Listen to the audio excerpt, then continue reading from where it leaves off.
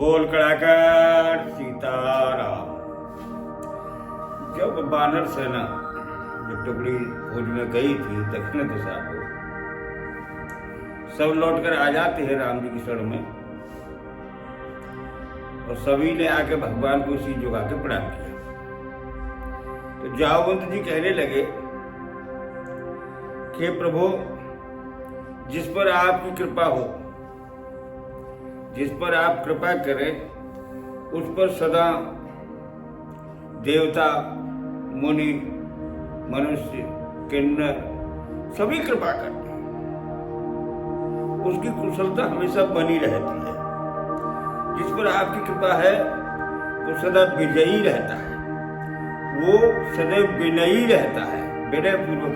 जो आपका ऊपर जिस पर कृपा का हाथ है वो हमेशा विजयी रहता है, विनयी रहता है और गुणों का सागर हो जाता है। सभी उसमें गुण विद्यमान हो जाते हैं। हे प्रभु, उस दास का तीनों लोकों में यश गुंजायमान होता है, तीनों लोकों में यश फैलने लगता है। आज आपकी कृपा से हम सभी बानरों का जीवन सफल हो गया। क्यों? कि आपकी कृपा से हनुमान जी ने जो कर्म किया है वो हजारों मुखों से भी उसका कोई वर्णन नहीं कर सकता। एक मुख वाला वर्णन तो कर ही क्या, करेगा ही क्या, हजारों मुखों से भी उसका वर्णन नहीं हो सकता। हे प्रभु, हे राम जी, हनुमान जी के चरित्र इतने सुहाए, इतने सुंदर, इतने अच्छे लगे कि जामवंत जी स्वतः अपने हृदय से हनुमान जी की सारी कथा, सारी जो उन्होंने वीरता पूर्वक लंका में प्रवेश करके लौटे हैं, सारी कहानी राम जी को हनुमान जी की जामवंत जी ने सुनाई। आज के समय में तो अपने गुणों का बखान स्वयं ही आदमी करने लगता है, स्वयं ही अपने आप बखान करता है, एक करता है, चार गुना बोलता है। लेकिन देखिए उस विनयी हनुमान को कि शांत खड़े रहे रामादल में और बुजुर्ग उनकी कथा का यशगान कर रहे हैं। ये है भगवान की दास का उदारता, भगवान के दास की विनयता।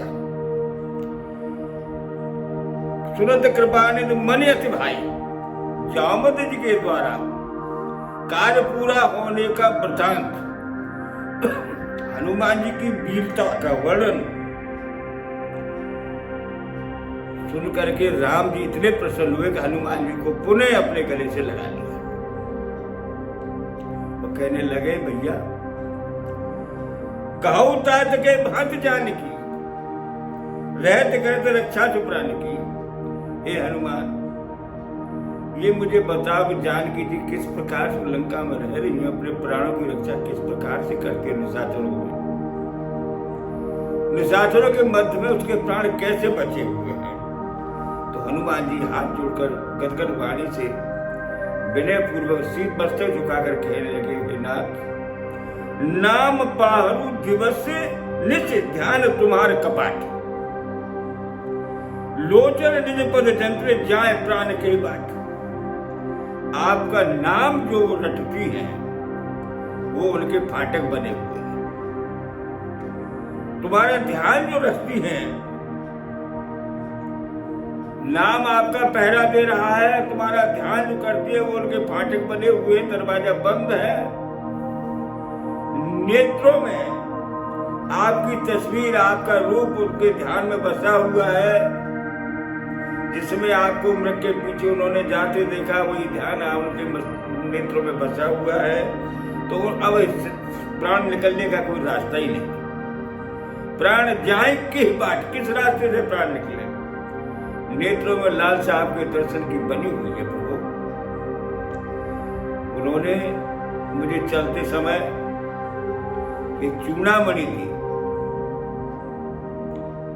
चूड़ामणि जब भगवान को सामने हनुमान जी ने निकाल के दिखाई, राम जी ने बड़ी उदारता से, बड़े प्रसन्न चित्त से चूड़ामणि हाथ में ले ली। वाल्मीकि जी तो कहते हैं कि चूड़ामणि लेकर के राम जी बिलख जाते हैं और लक्ष्मण से कहते हैं, लक्ष्मण ये समुद्र से प्राप्त हुई चूड़ामणि मेरे ससुर जनक जी ने जानकी जी को विवाह के समय दी थी। ऐसा प्रतीत होता है चूड़ामणि जब जनक जी ने दी तो उनके मस्तक में हमेशा शोभा प्राप्त होती थी। आज मानो साक्षात सीता जी ही मुझे प्राप्त हो गई, लेकिन चूड़ामणि तू अकेली मेरे सामने आई है। तो इस तरह से राम जी कहते कहते चूड़ामणि की महानता को बताते बताते लक्ष्मण को बिलख जाते। हनुमान जी से कहते हैं, हनुमान जी ये चूड़ामणि देते समय जानकी ने तुमसे और क्या कहा था? वो मारत तो कहने लगे, नाथ जुगल लोचन भर बारी। हे प्रभु, उस समय जानकी जी के दोनों नेत्रों में जल भरे हुए थे। बचन कहे कछु जनक कुमारी। वो जानकी जनक नंदी ने उस समय मुझसे जो कहा तो प्रभु मैं आपके चरण में समर्पित करता हूँ। बोल कड़ाकर सीताराम।